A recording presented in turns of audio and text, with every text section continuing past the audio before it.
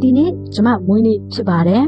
မွေးနေ့ဆိုတာနဲ့လူတိုင်းကတော့ပျော်ရွှင်စရာနေ့တစ်နေ့လို့တတ်မှတ်ကြမှာပါဒါပေမဲ့ကျမအတွက်ကတော့ဒီနေ့တစ်နေ့ကိုအလုံလာပြီးတော့မှကျမတေးချပြန်စဉ်းစားတယ်ကျမဒီနေ့ဒီတဲ့ရဲ့အချီကျမကြုံတွေ့ရတဲ့အခက်အခဲတွေကျမရင်ဆိုင်ခဲ့ရတဲ့ပြဿနာတွေစိန်ခေါ်မှုတွေအဲ့ဒီຢာတွေကိုပြန်စဉ်းစားရင်းနဲ့ကျမကျေးဇူးတင်ရင်းနဲ့ကိုယူမိတဲ့နေ့တစ်နေ့ဖြစ်ပါတယ်။ဘာလို့လဲဆိုလို့ရှိရင်ကျမဒီအခက်အခဲပေါင်းများစွာရင်ဆိုင်ခဲ့ရတယ်။စိန်ခေါ်မှုပေါင်းများစွာရင်ဆိုင်ခဲ့ရတယ်။ဘယ်သူမှမသိအောင်နာကျင်ခဲ့ရတဲ့အချိန်တွေငိုကြွေးခဲ့ရတဲ့ညပေါင်းများစွာအထီးကျန်ဆန်လွန်းတဲ့နေ့ရက်တွေကိုကျမရင်ဆိုင်ဖြတ်တန်းခဲ့ရတယ်။အရှုံးပေးချက်လောက်အောင်အထီးကျမစိတ်ပြတ်သွားတဲ့အချိန်တွေလည်းအများကြီးရှိခဲ့တယ်။ဒါပေမဲ့ကျမဘယ်တော့မှလက်မလျှော့ခဲ့သလိုစွန့်လွတ်ဖို့ကိုလည်းဘယ်တော့မှမရွေးချယ်ခဲ့ဘူးကျမရှေ့ဆက်သွားဖို့ကိုပဲကျမအမြဲတမ်းရွေးချယ်ခဲ့ပြီးတော့မှဒီကနေ့ဒီအသက်အရွယ်ထိဒီချိန်ထိပေါ့နော်ကျမရှေ့ဆက်လာနိုင်တဲ့အတွက်ကြောင့်မလို့ကျမဂုဏ်ယူရင်းနဲ့ကျမအမြဲတမ်းလေးစားတယ်လူတိုင်းမှာအခက်အခဲရှိတာဖြစ်တယ်ဒါကြောင့်မလို့ခုကြီးနေတဲ့လူတွေမှာလည်းပဲ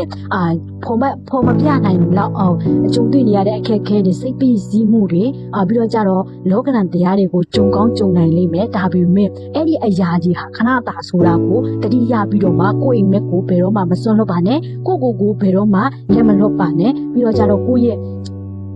ဖြစ်ချင်တဲ့အိမ်မက်တွေအရာတွေကိုဘယ်တော့မှစွန့်မလွတ်ဘဲနဲ့ရှေ့ဆက်ပြီးတော့မှကြိုးစားဖို့ကိုကျမတိုက်တွန်းချင်တာဖြစ်ပါတယ်။အောင်မြင်နေတဲ့လူတိုင်းမှာလည်းပဲကျမတို့မမြင်နိုင်တဲ့အခက်အခဲတွေဒုက္ခတွေပြဿနာတွေဆိုတာအများကြီးရှိနေတတ်ပါတယ်။သူတို့ဒီလည်းပဲသူတို့နည်းသူတို့ဟန်နဲ့ကျမတို့မမြင်နိုင်အောင်ဖြေရှင်းနေကြတာဖြစ်ပါတယ်။ဒါကြောင့်မလို့ကျမတို့ဒီတစ်ခါတလေအောင်မြင်နေတဲ့လူတွေကိုကြည့်ပြီးတော့မှအားကျနေရတဲ့အချိန်တွေရှိကောင်းရှိလိမ့်မယ်။အားမကျနဲ့လို့မပြောချင်ပေမဲ့ကိုတင်ငင်သွားရလောက်တဲ့အချိန်တော့သူများကိုအားမကျပါနဲ့လို့ကျမပြောချင်တယ်ကျမကိုယ်တိုင်ဒီလေးပဲရင်တော့ဆိုရင်သူများကိုအရင်အားကျတတ်တဲ့လူတယောက်ဖြစ်ခဲ့ပါတယ်ဒါပေမဲ့ကျမခုချိန်ကြီးမှာဆိုလို့ရှိရင်ကျမဘဒုကမှအားမကျနိုင်ဘူးလူတိုင်းဒီကိုဘဝနဲ့ကိုခက်ခဲနဲ့ကိုရဲ့စိန်ခေါ်မှုတွေကိုရဲ့လောကရန်ကြုံရတဲ့လောကရန်တရားတွေတယောက်နဲ့တယောက်မတူဘူးဆိုတာကိုနားလည်လာပြီးတဲ့နောက်ပိုင်းကျမဖြစ်ချင်တဲ့အိမ်မက်တွေကျမဖြစ်ချင်တဲ့လမ်းကြောင်းပေါ်ကိုပဲကျမဒီဇိုင်းမှနည်းနည်းချင်းတဖြည်းဖြည်းချင်းတလန်းချင်းကြီးစူးစမ်းရင်းနဲ့ကျမရှောက်လာနေတာဖြစ်ပါတယ်ဒါကြောင့်မို့လို့လူတိုင်းတယောက်နဲ့တယောက်ကြုံတွေ့ရတဲ့လောကရန်တရားချင်းမတူဘူးဆိုတာကိုလည်းနားလည်စေချင်တယ်ပြဿနာချင်းဖြေရှင်းရတာချင်းလည်းမတူဘူးဆိုတာကိုလည်းနားလည်စေချင်တယ်သူတစ်ပါးနဲ့ကိုယ်နဲ့နှိုင်းယှဉ်ပြီးတော့မှကိုတင်ငယ်စိတ်အားငယ်စိတ်မဖြစ်အောင်ကိုလည်းကျမခွာပေးချင်တာဖြစ်ပါတယ်ဒါကျမတို့ကြုံတွေ့နေရတဲ့အရာတွေပြဿနာတွေကိုကျမတို့